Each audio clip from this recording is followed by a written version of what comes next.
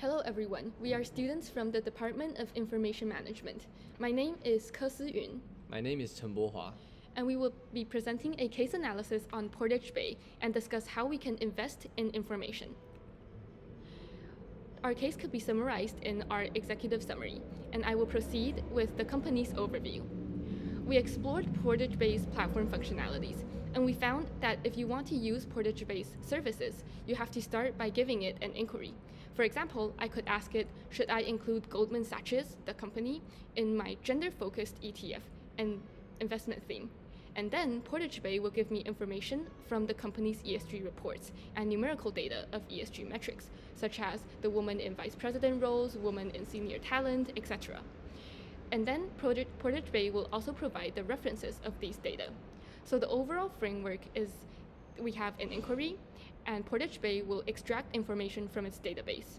And then it will use a model to analyze these information. The model integrates ESG metrics with financial performance using machine learning.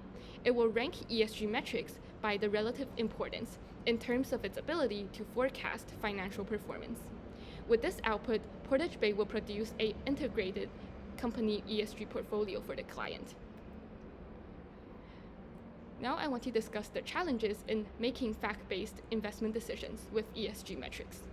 The first challenge is data retrieval, because most ESG data are unstructured and scattered in forms like text documents, social media, and discussion forums. So it is very challenging to gather sufficient information for analysis. Second is data neutrality. With a lot of companies greenwashing their sustainability report, investors are increasingly skeptical about the validity of these reports, so maintaining neutrality in data analysis is very difficult. Third is the challenge with making decisions with data. This challenge comes with establishing credibility for the platform, mainly in terms of establishing transparency in terms of the methodologies implemented by the platform. Lastly is the challenge with generating returns while investing with ESG metrics. Most investors are concerned with their performance when they invest in ESG matrix. So this is also a challenge that the platform has to overcome. So here comes our question. How can Portage Bay evolve its platform to bridge the gap between what it currently provides, which is data organization services, and what the client needs, which is data-oriented insights? And here we will present our solutions. Our first solution is to integrate supply chain into its current model input. The significance of supply chain is mentioned in various articles and studies. 90% of a company's sustainable impact originates in its supply chain. Supply chains are likely exposed to risks that are often driven by ESG factors like natural resources depletion. These risks can harm the reputation and financial performances of investments. Companies like Nike, Marks & Spencer, and Hershey's have all experienced financial fallout caused by disputes in its supply chain ESG. Here we will present a case example of how we can integrate this into Amazon's case. Amazon has provided an exhaustible list of suppliers of the company. So using this list, we can analyze the supplier's ESG performance and link this performance to Amazon, the company itself. And then we can generate an improved risk analysis for the investment in Amazon. The next solution is that we can deploy sentiment analysis as a qualitative overlay in Portage Bay's framework. How this is done is we can first scrape information like news articles, discussion forums, and social media, and then use tools to extract relevant topics from these information. We can use natural language processing models, or even fine-tune our own model to analyze these data. Using the model, we can give the data sentiment scores to weigh the positive, negative, and neutrality of these data. For example, we can see in the following news article that Goldman Sachs failed to follow its ESG policies and was fined by the SEC. So in this article, we can extract keywords like failure, penalty, and charged. And these keywords will link to a very negative sentiment, and this will be accounted into our evaluation of Goldman Sachs as a company. And next, we are going to combine the size correction and comparison to the current model to further not only generate single company suggestion, but also make it more decision-oriented. So, as previously mentioned, the current model already considers the ESG metrics and the performance. And the previous solutions, we suggested that we can apply risk assessment to make the decision more balanced by adding sentiment analysis and supply chain analysis. And right now, after these two processing, we also add a correction factor. So to further make the precision more precise, because we believe that these factors should be, the weight should be adjusted. So first is the completeness of the metrics. So for example, if a company provides its sustainability report, but only with partial metrics, then we would assume that they may be hiding something that is not really positive to them. So we would add this into our consideration. And also the data size, since from the statistical perspective, the data size would also affect the accuracy of the final prediction. So we also take this into consideration. And last is the credibility of the sources. So we would examine whether the source is coming from an authorized organization. And we add all these three factors to adjust the previous process by weight, and then to generate our final insights. And the final insights, Portage Base originally comes in two aspects, which is ESG portfolio and risk report. But we believe we can do more. We can do more to let customers make better decisions. And we add this by introducing the comparison functionalities. So in this function, we would recommend potential investment targets from the same sectors.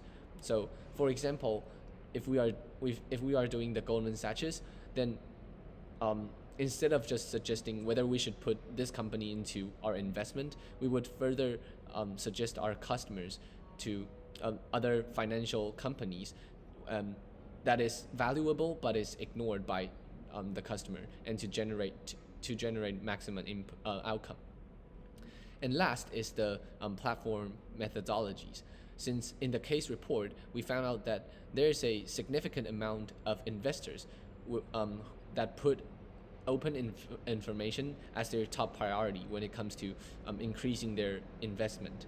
So we can see in the bottom that about Portage Bay and RepRisk's platforms. So about Portage Bay, we can see that it has relatively insufficient description of methodologies.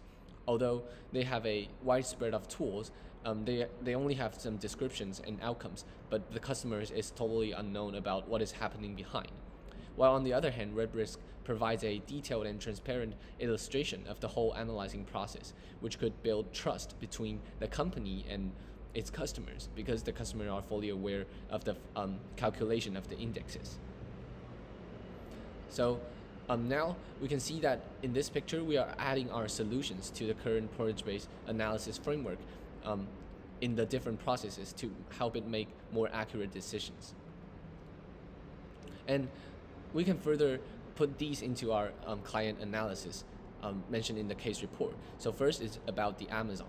So on the left-hand side, we can see that currently Amazon, in Portage-based analysis, Amazon is already performing good on with respect to its ESG performance. But we're also concerned about whether there are underlying risks in the supply chain. So we look for additional information, and we actually found out that Amazon is putting high focus on its supply chain ESG metrics, such as emission reduction plans. So our solution here could solidify the decision by eliminating underlying supply chain risks. And for the second client, which is Goldman Sachs, about the gender-focused ETF, we can also apply our solution. So we can see from the left-hand side, it's a statement on its official website, and it mentioned about some keywords such as racial equity, gender equality, and etc. So the model may create a positive image about this company. But if we apply our solutions about the sentiment analysis and consider some alternative information on the media, then we can see actually Goldman Sachs is facing some gender issues because they have some unequal pay between men and women, and some discrimination, etc. So these negative sentiments should also be taken into consideration. So our solution here could cope with the bias presented in company's report, which was actually the Portage-based main data source. Now I will make a comparison between Portage Bay and other major AI-driven ESG investment platforms. First, we can see that Portage Bay is performing worse than other platforms in terms of transparency and data coverage. So our solution proposed that Portage Bay opens up its information about its analysis methodology. And it should also incorporate sentiment analysis to elevate its data coverage.